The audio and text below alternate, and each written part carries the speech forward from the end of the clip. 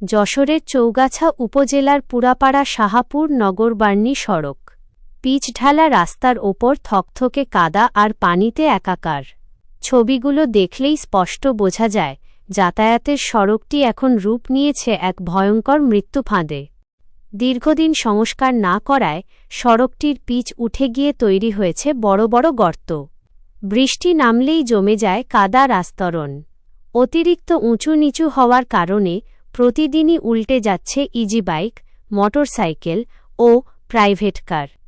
সাধারণ মানুষকে জীবনের ঝুঁকি নিয়ে চলতে হচ্ছে। একটু এদিক ওদিক হলেই ঘটছে দুর্ঘটনা।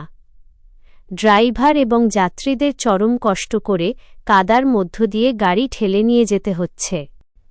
সবচেয়ে মর্মান্তিক বিষয় হল, চৌগাছা উপজেলা স্বাস্থ্য কমপ্লেক্স বা জেলা সদরে কোনো মুমূর্ষু রোগীকে জরুরি ভিত্তিতে নিয়ে যাওয়ার কোনো উপায় নেই। রাস্তার বেহাল দশায় কাদার মধ্যেই আটকে পড়ে থাকছে অ্যাম্বুলেন্স বা যানবাহন। ভোগান্তি এখন চরম সীমায়।